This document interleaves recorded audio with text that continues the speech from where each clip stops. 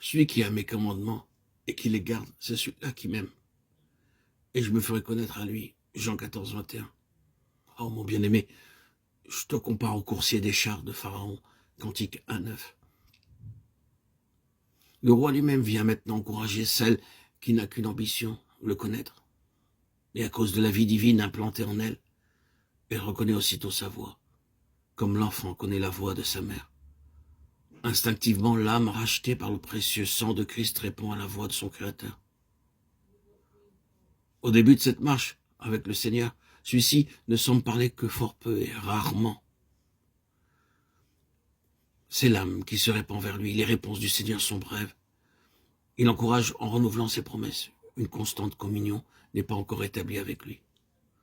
Mon âme s'est attachée à toi pour te suivre, dit-elle, Psaume 63, 9. Texte qui évoque à la pensée les paroles de Jésus. Le royaume des cieux est forcé et les violences s'en emparent. Matthieu 11, 12. Ou comme l'original le suggère, ceux qui en ont le véhément désir le saisissent. Ce désir ardent, pressant, véhément de connaître le Seigneur et l'abandon de soi au Saint-Esprit pour qu'il fasse son œuvre à tout prix. Voilà ce que le bien-aimé discerne maintenant en son ami et qu'il compare à la course rapide, à la docilité des superbes coursiers, des chars de Pharaon. On a dit qu'il était inutile de mener une âme qui se guidait elle-même. Lorsque la volonté humaine ne veut que ce que Dieu veut, le Saint-Esprit peut faire son œuvre de préparation très rapidement. Ce sont les indécisions, les contestations constantes qui attristent le Seigneur, font obstacle et empêchent l'âme de s'élever au-dessus de la région des luttes, jusqu'en celle du parfait repos. Tes joues ont bonne grâce avec les tresses de cheveux. Nous te ferons des tresses d'or avec des ornements d'argent. Cantique 1, 10, 14. Le bien-aimé voit encore bien des choses terrestres et une beauté naturelle dans l'âme qui le recherche. Une force toute humaine que semblent symboliser les tresses de cheveux, ce qui semble beau au point de vue humain. Et il promet que par l'œuvre combinée du Père, du Fils, du Saint-Esprit, ce qui est vie terrestre, charnelle, sera remplacé par la vie divine, dont l'or est un symbole, des tresses d'or. Ceci demande l'action du feu, une action prolongée, car il faut que l'or soit fondu pour être travaillé.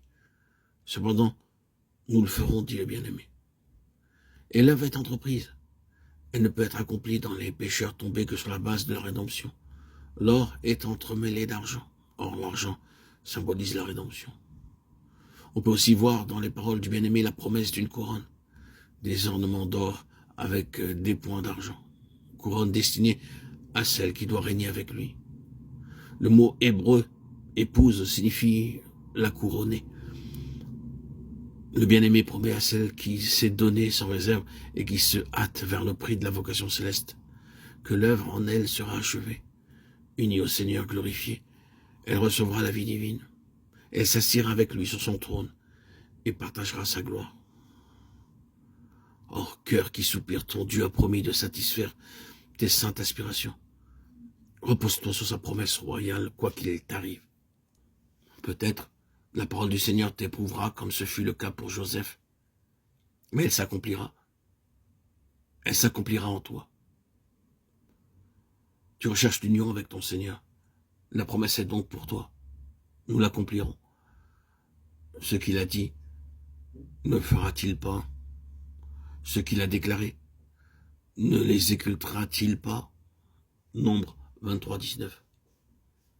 Lorsque son heure sera venue, tu diras dans un sentiment de profonde humilité, une seule vie entre nous maintenant, une seule, la tienne, Seigneur,